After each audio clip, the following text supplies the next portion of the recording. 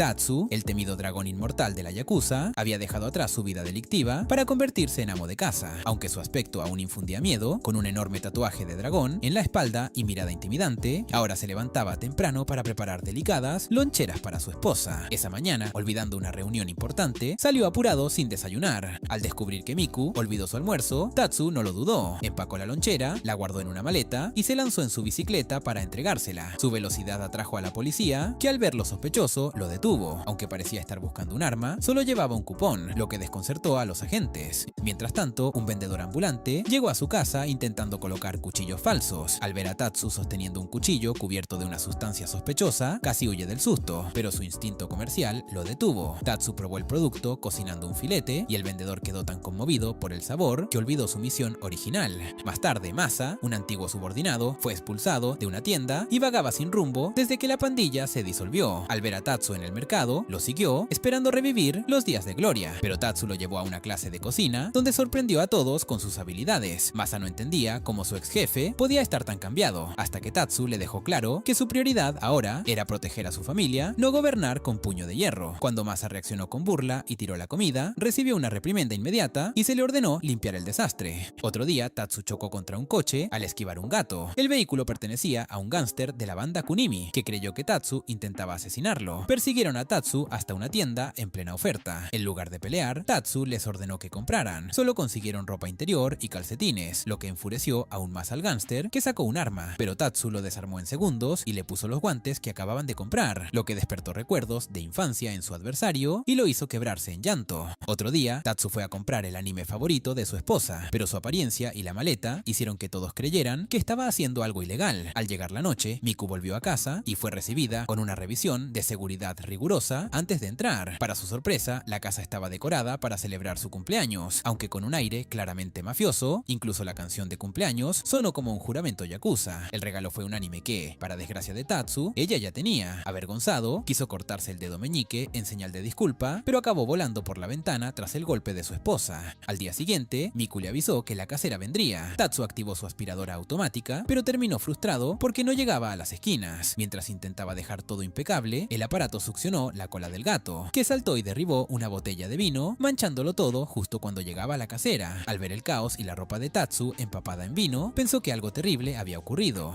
En otro momento, un vecino le pidió cuidar a su hijo, Ryota. El niño, intimidado por la presencia de Tatsu, se quedó inmóvil. Para tranquilizarlo, Tatsu le ofreció galletas caseras que el niño disfrutó. Al entrar en confianza, lo invitó a jugar, pero no a videojuegos, sino a juegos de azar. Aburrido, Ryota encontró una figura de anime y terminó rompiéndola accidentalmente. Tatsu la enterró con solemnidad, pero Miku, al llegar, simplemente ofreció pegamento para repararla. Finalmente, Tatsu encontró a Masa enfrentándose a una pandilla. Masa le pidió ayuda, pero Tatsu lo reprendió por buscar pelea. El miedo se apoderó del grupo rival al reconocerlo, pero su líder, enfurecido, golpeó a Tatsu por la espalda con un palo, sin saber que acababa de despertar al legendario dragón inmortal.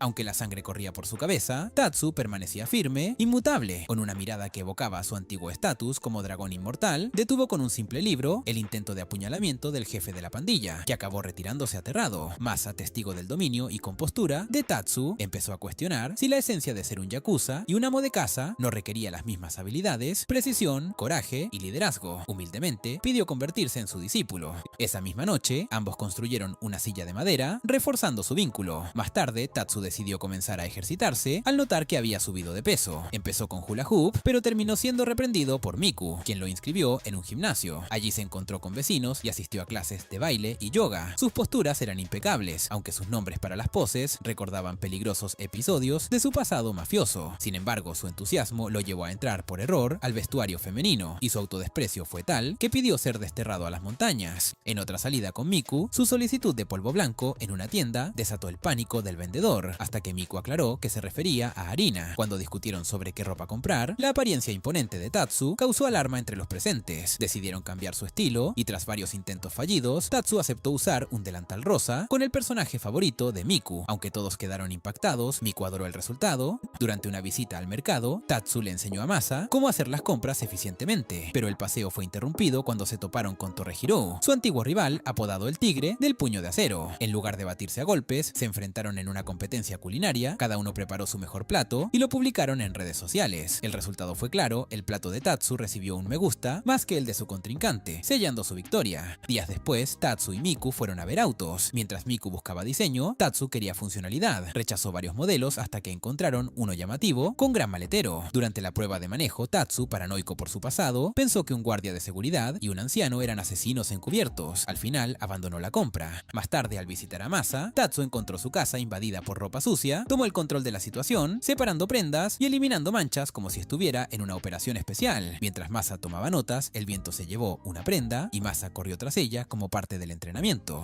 Meses antes, Miku le pidió a Tatsu que vendiera sus gadgets domésticos acumulados, así que fue a un mercado de pulgas, pero no tuvo suerte. Cuando unos matones aparecieron a cobrar cuotas, el líder se paralizó al ver a Tatsu. Aunque solo quería venderle artefactos, el miedo del matón lo hizo desmayarse. Un día, mientras regaba las plantas, dos policías sospecharon que cultivaba algo ilegal. Al verlo salir con una maleta y entregar una pequeña bolsa a Masa, comenzaron a seguirlo. Lo vieron entrar a una tienda con cartel de cerrado y pensaron que estaban a punto de atrapar a criminales en acción, pero lo que encontraron fue una celebración de cumpleaños para la señora de la silla. La bolsa contenía albahaca y la maleta un jarrón perfumado como regalo. El matón, que había caído desmayado, decidió entrenar sus piernas y tomar suplementos para dejar de temblar, pero al volver para vengarse, solo bastó ver a Tatsu a lo lejos para que sus piernas cedieran una vez más. Tatsu se mantuvo activo, uniéndose a un equipo de amas de casa en un partido de voleibol. El equipo contrario estaba conformado por gángsters de verdad. A pesar del esfuerzo de todos, perdieron el encuentro. Tatsu se culpó por la derrota, pero el líder del otro equipo lo ayudó a levantarse, reconociendo que había sido un buen partido. Al final, ambos equipos se felicitaron y posaron para una foto grupal. Miku regresó del trabajo y vio a Tatsu negociando con un carnicero. Luego, mientras caminaban juntos, Tatsu pidió detenerse en varias tiendas. Miku no entendía qué pasaba hasta que él reveló que estaba reuniendo sellos para una rifa.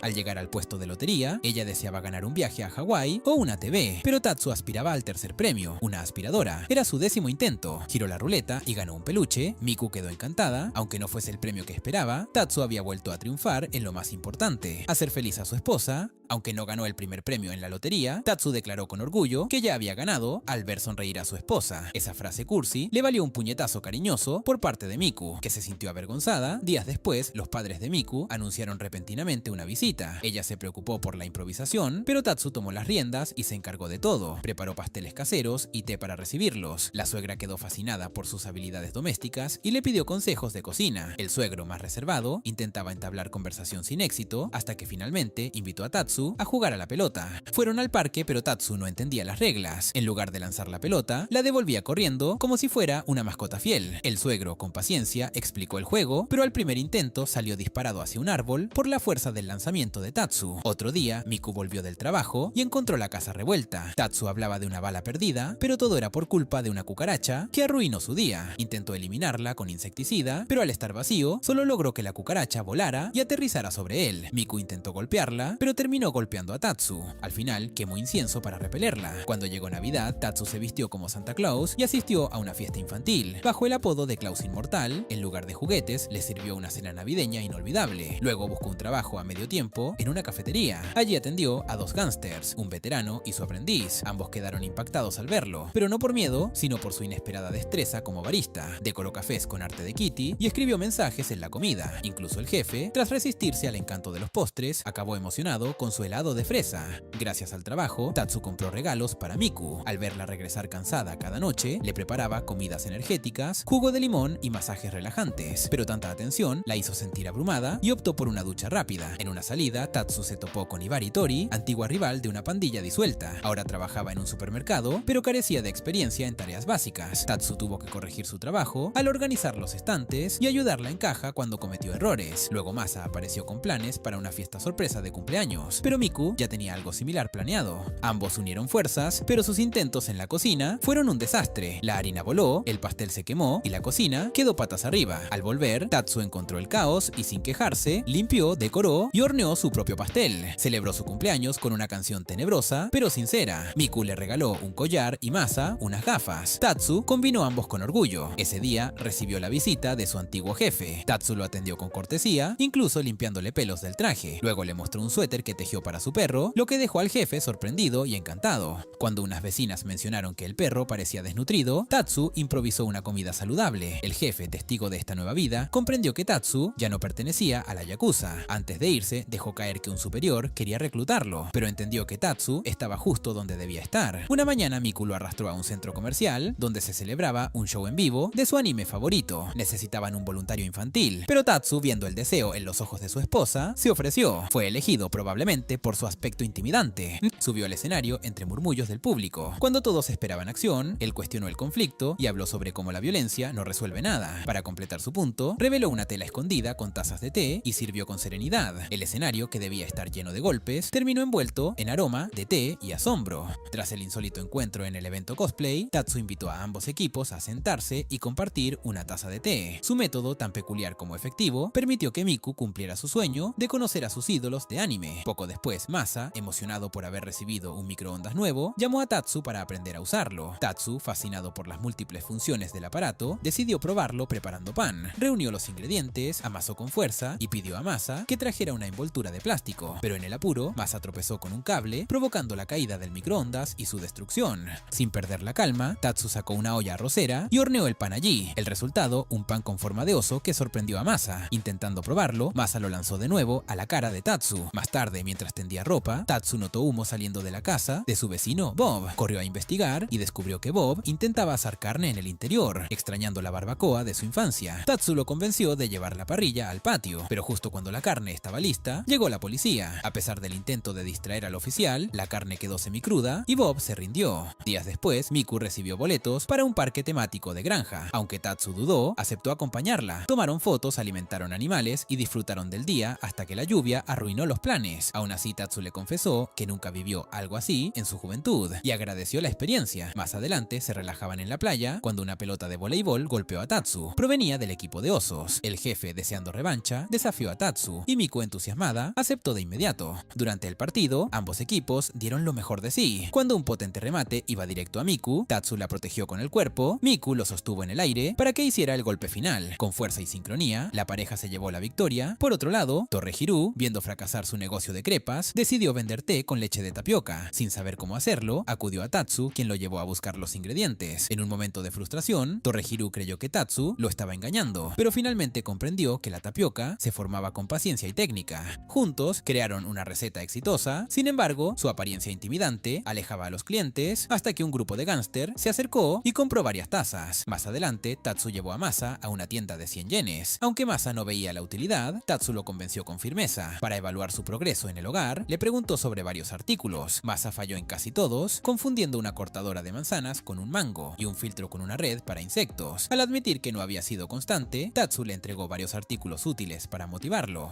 Una noche, mientras Miku dormía, escuchó ruidos extraños. Se levantó y encontró a Tatsu concentrado en su escritorio. Había sido invitado como animador en un jardín de infantes y estaba creando su propia versión de una historia para niños. Pasó toda la noche escribiendo, ilustrando y preparando lo necesario para una función inolvidable. En su versión de la historia de Momotaro, Tatsu relató cómo un humilde jefe y su esposa vivían con lo justo, ganándose la vida cortando leña en las montañas. Un día encontraron un melocotón gigante del que emergió un bebé, al que llamaron Mamataro. Criado como hijo propio, Mamataro creció decidido a enfrentar a los demonios que aterraban la región. En su viaje reunió a un perro y un compañero más, y juntos cruzaron el mar, venciendo a la pandilla demoníaca. Cuando estaba por concluir su relato con un final trágico, fue interrumpido por los maestros del jardín, quienes suavizaron la historia para los niños. Días después, Tatsu se encontraba en un café con un grupo de amas de casa, compartiendo anécdotas de su vida pasada. Sin querer, dio a entender que Miku era una esposa autoritaria, lo que generó un malentendido cómico entre las mujeres. Poco después, mientras buscaba carne congelada, se encontró con Gota, un antiguo enemigo convertido en rapero. Lo que parecía un encuentro hostil terminó en una batalla de rap improvisada, donde Tatsu rapeó sobre tareas del hogar y terminó disculpándose por burlarse del estilo de su oponente. La batalla terminó de forma inesperada, con un carnicero tomando el micrófono y cantando sobre su amor por la carne. Antes de un viaje de negocios, Miku le pidió a Tatsu que se relajara, y él lo intentó. En lugar de limpiar como siempre, optó por fideos instantáneos y descanso. Masa y Bob se sumaron para jugar, pero mientras ellos se dormían, Tatsu no pudo evitar las ganas de limpiar. Más tarde llegó Halloween y, motivado por el premio de arroz, Tatsu participó junto a Miku en el concurso de disfraces. Aunque otros concursantes llamaron la atención, la pareja se disfrazó de calabazas y ofreció galletas sin conseguir el premio. La victoria fue para una niña vestida de murciélago. Decidieron celebrarlo igual en un buffet. Tatsu trazó un plan para maximizar su comida, pero ante la variedad irresistible, terminó comiendo sin freno. En la sección de postres se topó con Torrejirú y ambos compitieron por el último dulce, pero un grupo de tías fanáticas se llevó todo. Justo cuando parecía que no probaría nada, Miku reveló un postre que había guardado para él, provocando lágrimas de emoción en Tatsu. Más adelante, Los padres de Miku llegaron con víveres. Su padre insistió en cocinar una olla caliente, pero su torpeza generó caos en la cocina. Cortó verduras junto con la tabla y salpicó agua por todas partes. Cuando Tatsu intentó intervenir, Miku también se unió al desastre culinario. Las bolas de carne que moldeaban eran tan grandes que amenazaban con desbordar la olla. Fue entonces cuando la madre de Miku entró y con firmeza puso orden. Tatsu no pudo evitar admirarla, reconociéndola como la auténtica maestra del hogar. Pero un día, mientras volvía del mercado, una repentina oleada de vértigo lo detuvo en seco. Al sentir una repentina debilidad, Tatsu intuyó que una fiebre se avecinaba. Corrió a casa, preparó un brebaje de agua con limón y miel y lo bebió como si fuera una pócima sagrada. En su mente libraba una batalla contra invasores invisibles. Para reforzar sus defensas, encendió el humidificador y un vaporizador facial, luego mezcló agua con medicamento para el resfriado, bebió y se recostó. Pero en vez de mejorar, su temperatura subió peligrosamente y terminó desmayado. Al despertar, Miku estaba a su lado con una toalla fría en la frente. Aunque intentó minimizarlo, ella lo obligó a descansar. Después le dio un jarabe casero de frutas y verduras que lo salvó, aunque le dejó dolor de estómago. Con el nuevo año, Masa fue a visitarlo, esperando recibir dinero de la suerte. Tatsu practicaba caligrafía con Miku y no captó las indirectas de Masa. Con el estómago vacío, Masa confesó su situación y Tatsu lo llevó a preparar pasteles de arroz. Más tarde jugaron badminton y volaron cometas. Aunque sus indirectas no funcionaron, Masa terminó resignado cuando vio que Tatsu le daba el sobre de año nuevo a Ryota. Después fueron a un bar a beber con Torrehiro. Con cada ronda, el caos aumentó. Miku no paraba de reír, Tatsu dormía de pie y Torrehiro lloraba por todo. Solo Masa se mantuvo cuerdo. A la mañana siguiente, un tazón de sopa les devolvió la vida. En su clase de cocina, Tatsu conoció a Yerno, un hombre que intentaba hacer un pastel de chocolate con una intensidad destructiva. Al ver su frustración, Tatsu le ofreció ayuda. Yerno confesó que hacía el pastel para su jefe Kunimi por San Valentín. Tatsu le explicó que cocinar con el corazón era la clave. Juntos completaron el pastel. Kunimi, sin decirlo, lo apreció. Luego Miku presentó a Tatsu con Yuriko, una amiga con problemas financieros. Tatsu revisó sus gastos, le enseñó a ahorrar agua y la llevó a hacer compras en bicicleta. Yuriko malinterpretó todo al principio, pero finalmente comprendió el método. Mientras revisaban sus finanzas, Yuriko notó que su esposo había retirado una gran suma. Al preguntarle, él explicó que había comprado un brazalete para su aniversario. Emocionada, Yuriko lo abrazó y Miku y Tatsu se retiraron discretamente. Luego Miku le pidió a Tatsu que obtuviera una edición limitada en DVD de su anime favorito. Él memorizó la frase necesaria para la compra, pero se distrajo con una oferta irresistible de repollo. En la tienda, improvisó frases que sonaban como amenazas hasta que otro cliente lo salvó al decir la línea correcta. El cliente lo llevó a otra tienda para conseguir una tarjeta especial, pero llegaron tarde. Luego Tatsu cuidó al perro de un amigo, Kotsu. El pequeño se negaba a caminar y Tatsu, enternecido, le tomó fotos. Su jefe, al verlas, quedó tan impactado por la ternura que quiso salir corriendo a verlo. Más tarde se encontró con Kunimi, quien también paseaba a su perro. La tensión inicial entre ambos desapareció cuando descubrieron su mutua adoración por los perros. Juntos fueron a un parque canino. Allí los animales correteaban felices y sus dueños olvidaban que alguna vez fueron rivales. Tiempo después, el dueño de la cafetería donde Tatsu trabajaba le pidió ideas para renovar el menú. Tatsu lo llevó a otro café para inspirarse. Probaron delicias destinadas a mujeres y niños, y al regresar Tatsu preparó un sándwich de pollo. El sabor despertó en el dueño recuerdos de juventud, hasta que una avispa arruinó el momento de nostalgia. Para recompensar su esfuerzo, Tatsu se sirvió un sándwich, pero el ardor del té que ofreció antes al dueño del café desató en él un recuerdo de su juventud en la India. Al probar el sándwich, Tatsu también quedó atrapado en sus propios recuerdos. La pólvora en el aire, los impactos de bala, Miku encontrándolo herido con una avispa sobre el hombro. El sabor del pan parecía arrastrar consigo una mezcla de nostalgia y peligro. Durante un almuerzo con Masa, este comenzó a quejarse de un dolor de muela. Aunque intentó disfrazarlo con historias imposibles de peleas contra decenas de enemigos, Tatsu lo vio claro. Masa apenas se cepillaba una vez al día, y su temor al dentista se debía a una experiencia infantil que lo había marcado. Tatsu no aceptó excusas y tras un forcejeo, lo arrastró al consultorio. Curiosamente, él mismo empezaba a sentir un dolor similar. Más tarde, una noche de películas de terror con Miku reveló otro lado de Tatsu. Aunque parecía imperturbable, en la oscuridad de su dormitorio, la paranoia se apoderó de él. Imaginó sombras, gánsteres invisibles y hasta los ruidos del gato lo hacían saltar. Ni la leche tibia ni los remedios caseros lograban calmar su mente. Otro día, fue asignado a recolectar cuotas del vecindario. Con Masa a su lado, fueron casa por casa, pero su aura intimidante hacía que todos pagaran sin rechistar. Incluso un líder criminal terminó cooperando tras entender que el dinero era para beneficio comunitario. Mientras tanto, Miku, obsesionada con coleccionar platos de edición especial, había comprado más pan del que podían comer. Ni con la ayuda de Tatsu y Masa lograron acabarlo, y ni los intentos creativos por reutilizarlo rindieron frutos. En un café de gatos, Tatsu se reencontró con la jefa de la pandilla, Tori, disfrazada solo con gafas. Amante de los gatos, no pudo resistirse a adoptar uno que le recordaba a su esposo fallecido, aunque el animal pertenecía al local. local. Tatsu intentó detenerla sin éxito.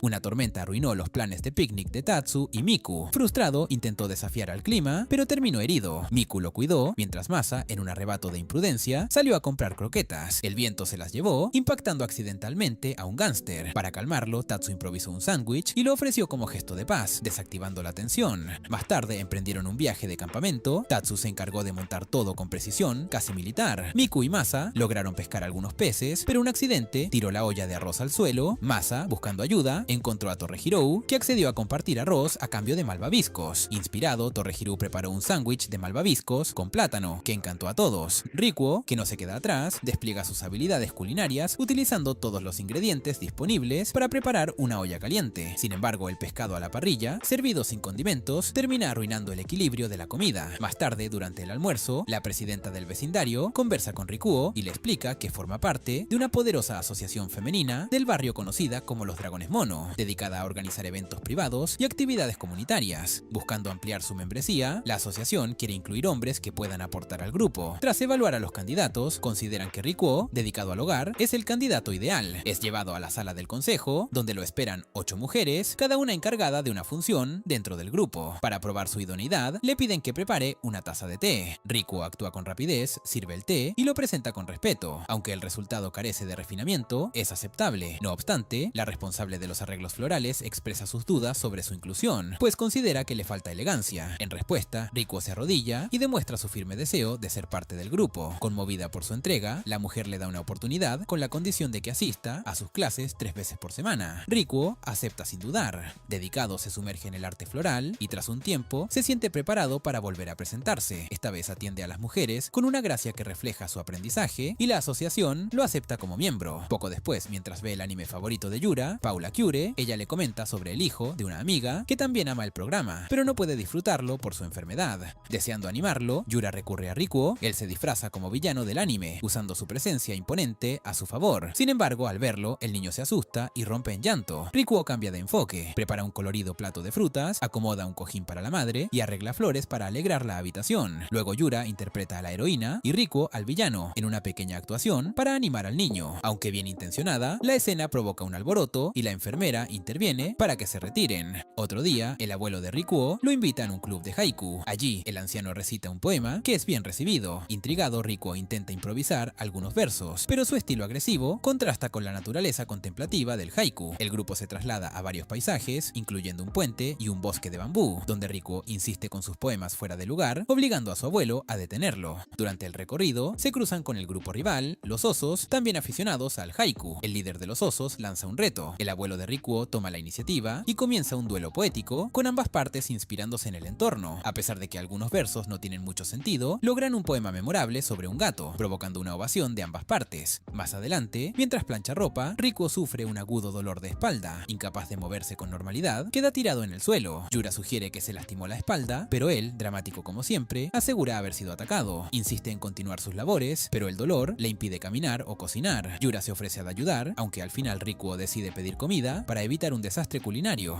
El dolor persiste y terminan acudiendo al médico, lo que le trae recuerdos del primer día que conoció a Yura. El diagnóstico es sencillo y le recetan parches. Más tarde, Rikuo le habla a Yura sobre un sospechoso que ronda las calles y ella le pide que le enseñe técnicas de defensa. Una noche, mientras vuelve a casa, siente que la siguen. Con rapidez, ataca al sospechoso y lo derriba con fuerza, pero se da cuenta de que se trata de Aotabou, que solo intentaba saludarla. Ella no lo reconoce de inmediato y sigue golpeándolo. Mientras tanto, el negocio de crepes de Kurotabou atraviesa una crisis por la llegada de un camión de donas. La sorpresa aumenta cuando descubre que la dueña del camión es su hermana, Koharu, quien busca vengarse porque su hermano abandonó el hogar para unirse a los yokai. Koharu ha creado una franquicia de donas y compite directamente con él. Kurotabou se siente derrotado, pero Rikuo lo anima a no rendirse. Compra una dona de Koharu y tras probarla la encuentra sin alma. Koharu no acepta su crítica, pero Rikuo contraataca. Usa el camión de Kurotabou para preparar una dona desde cero. Aunque la apariencia no impresiona, el sabor conquista a Koharu, quien reconoce que lo que le falta a su producto es el cariño en su preparación. Conmovida, se disculpa con su hermano y admite que solo buscaba su reconocimiento.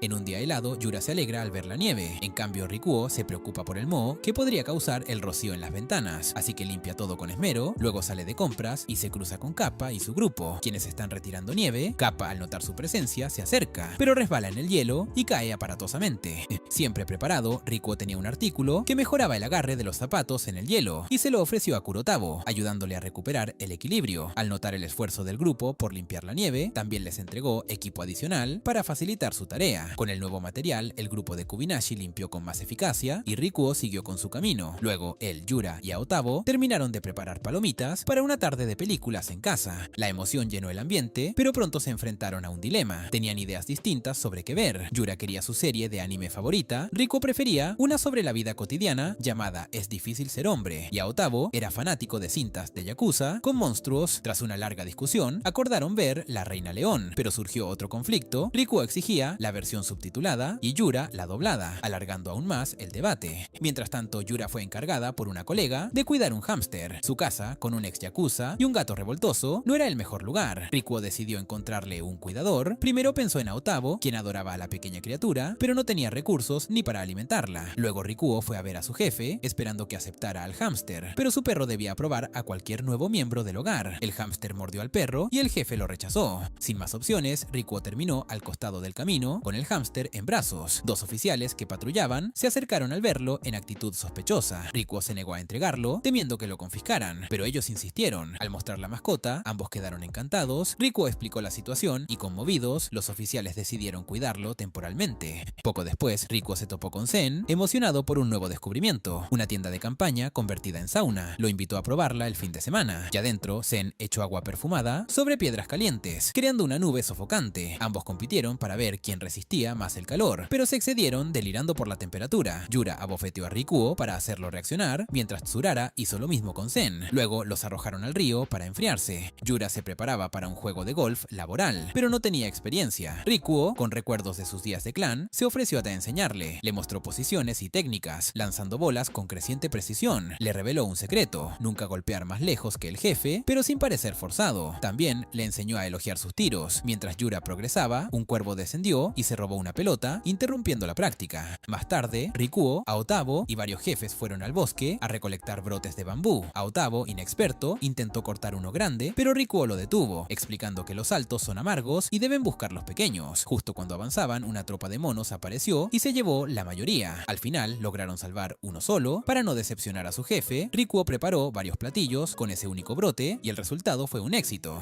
Después el grupo visitó el restaurante del señor Chen, famoso por su desafío: terminar un picante hot pot situen en 30 minutos. Emocionados comenzaron a comer, pero el picor fue inmediato y brutal. Aún así, era delicioso. Rikuo advirtió a Aotavo que no bebiera agua, pues solo extendería el picante. Yura no soportó más y bebió, quedando descalificada. Aotavo también cedió. Rikuo, decidido, pidió arroz para equilibrar el sabor, pero acabó noqueado por el exceso. Más tarde, Rikuo visitó la casa de Aotavo para revisar su limpieza, pero al entrar lo golpeó un fuerte olor, fruto de zapatos y ropa húmeda. Por suerte, traía hierbas especiales y juntos colgaron una corona para purificar el aire. Justo cuando creían haber resuelto todo, apareció una cucaracha. Aotavo intentó atraparla con la mano, pero Rikuo reaccionó golpeándolo y lo lanzó fuera de la casa. Una noche, todos se reunieron a contar historias de terror. Yura compartió una anécdota de su oficina, pero Aotavo la consideró poco aterradora. Entonces contó una leyenda de su ciudad. Unos jóvenes entraron a un edificio abandonado y fueron perseguidos por un espectro femenino que se arrastraba a cuatro patas. La historia era ambigua. Luego Rikuo habló de una supuesta maldición. Había visto una promoción de cangrejo de las nieves y al llegar su pedido, descubrió que ya tenía cangrejos antiguos olvidados en el congelador. El grupo concluyó que no era una historia de miedo, sino un despiste. Finalmente cocinaron los cangrejos y los disfrutaron. Por último, Rikuo intentó lograr que Suzu, hija de unos amigos de Yura, comiera verduras. La niña las odiaba, pero él preparó platillos donde las escondía. Sin embargo, Suzu detectaba los ingredientes al olerlos. Entonces Rikuo recurrió a las historias. Tomó una zanahoria y la convirtió en protagonista de una tragedia. Rechazada por los niños, suplicaba mezclarse con Curry para ser amada. La historia casi funcionaba hasta que Rikuo añadió detalles sangrientos sobre el destino de las zanahorias en el curry, arruinando su propio plan. Rikuo decidió ayudar al dueño de una casa vecina con su descuidado jardín y pidió el apoyo de Aotavo para la tarea. Aotavo, al arrancar las malas hierbas, terminó con las manos lastimadas por la agresiva vegetación. Para mejorar su eficiencia y evitar más heridas, Rikuo le proporcionó unos guantes especializados. Con las herramientas correctas, ambos lograron avances notables en menos tiempo. Rikuo fue más allá y preparó un herbicida casero con vinagre y detergente. Diseñado para atacar las malas hierbas desde la raíz, usó el compuesto con determinación, rociando como si se tratara de una batalla del viejo oeste. Al final de la jornada, el dueño del lugar apareció con refrescos como muestra de agradecimiento por su trabajo impecable. Poco después, Rikuo se cruzó con Ryuji y otro joven discutiendo con intensidad intensidad si el escarabajo rinoceronte o el escarabajo ciervo era el más fuerte. Al escuchar, Rikuo se unió a la conversación y tomó partido por el escarabajo rinoceronte, pero entonces Zen apareció y defendió con fervor la superioridad del escarabajo ciervo.